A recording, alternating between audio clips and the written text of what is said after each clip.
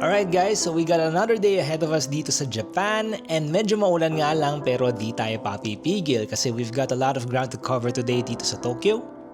So umpisahan natin sa isang fan favorite na spot dito for anime fans. Dito sa may looban through tight residential streets, makahanap nyo ang Suga Shrine, better known as the Your Name Steps.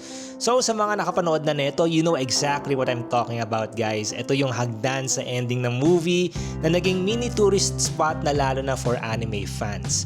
If hindi nyo pa napapanood yung movie guys, you're seriously missing out. Panoorin nyo na siya guys, ihanda nyo mga tissue nyo, promise you're gonna thank me later for it. Next up, papunta kaming Ueno Park pero mga tanghali na to, so on the way, nag-stop by kami dito sa Tonkatsu Yamabe. So from our research, pinipilahan daw talaga itong restaurant na to and since on the way naman siya sa Ueno Park, we went to see why.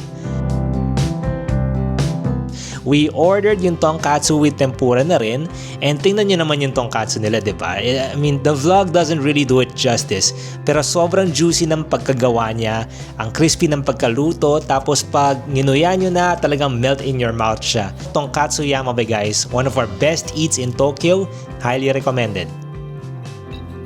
At dahil busog na kami, nilakad namin ng mga 15 minutes ang Ueno Park. So ayan, may mga cafes dito sa park as you can see. Kaso nga lang maulan, so instead of strolling around, we explored the nearby Tokyo National Museum. Entrance for adults is 1,000 yen per pax, so 2,000 na para sa aming dalawa ni Sel. Pagkapasok nyo, bibigyan kayo nitong map para i-guide kayo throughout the museum. Now, may iba't ibang buildings and galleries dito sa museum pero in the interest of time, ang in-explore lang namin is itong Honkan or ang Japanese Gallery. By the way guys, may locker sila here para yung mga bit-bit nyo dito muna habang nag-iikot kayo ng museum. Ayan, so off we go, starting with Japanese sculptures.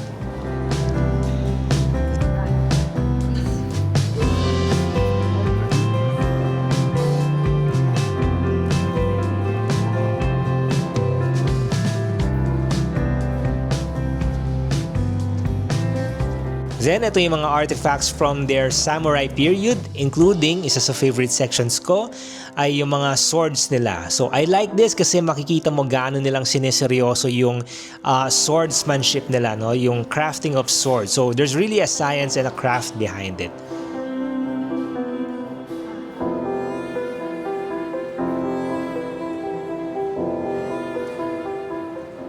Over here, we have more artifacts featuring traditional Japanese artworks.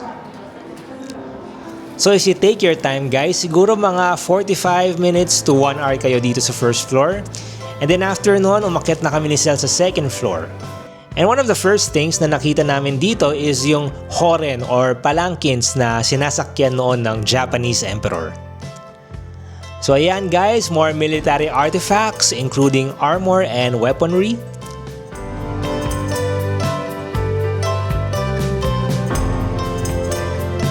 Then sa dulo, there's this video showcasing a Noh theater performance, I believe one of their traditional theater performances.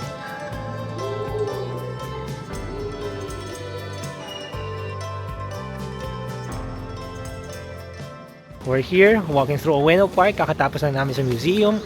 We're on our way to Akihabara, we're gonna check out what we're going to find out there. So hanapin namin ang mga otaku at mga anime at mga kung ano-ano pa. So, yan, balitaan namin kayo guys kung ano makita namin doon. We're sure to have fun and we'll catch you guys later. And to cap off the day, bumisita kami dito sa Akihabara, which is the place for electronics and games.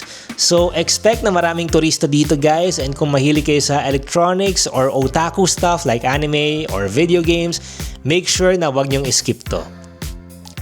So dito pa lang sa G-Store guys, dami nyo nang mabibiling anime merch from shirts to keychains, toys, and everything else in between. Now as for me, kaya ako talagang sinadya to is to buy New Japan Pro Wrestling shirts. Okay, so hindi mo pakita pero there's a New Japan shirt.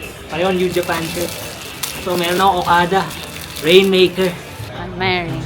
So meron tayong Gundam, 55k yen.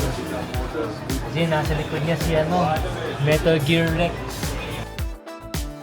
Okay, so one of the most amazing things dito sa Akihabara is yung mga laruan ng arcade games nila. I mean, tingnan nyo naman guys, like each floor may specific game. Alright, sa atin sa Pilipinas, nasa time zone lang lahat yan. No? That's one floor. Pero dito sa Akihabara, they got entire multi-story buildings na ang laman lang is puro games. Ang amazing lang kasi kita mo na these games are really part of their culture kahit mga medyo may edad guys nagpupunta dito to play. Siguro mga galing trabaho, they want to blow some steam off kaya andito sila. Of course, expect a lot of tourists pero you can also expect a good time.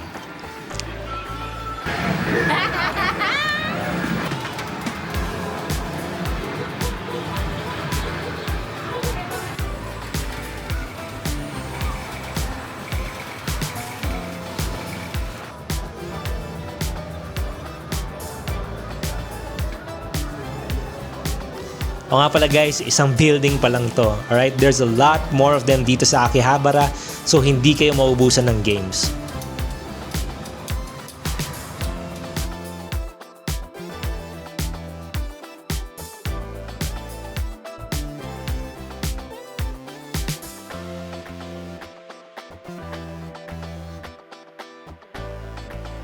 Ayan, more toys for the otaku. Marami niyan dito sa Akihabara.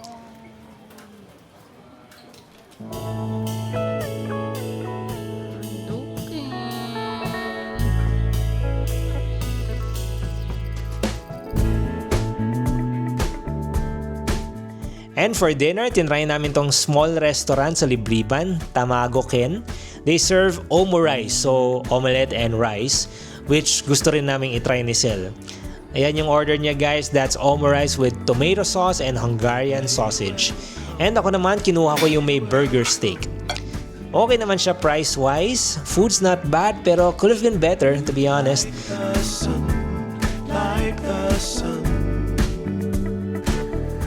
And then for dessert, ayan, bumili si Sel ng taiyaki.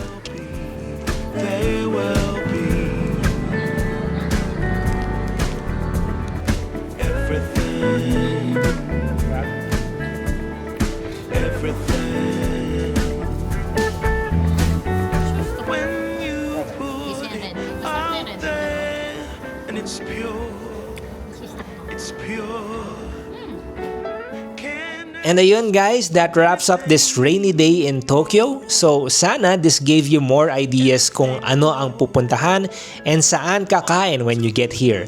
If it did, don't forget to like this video and subscribe. We'll see you in the next vlog.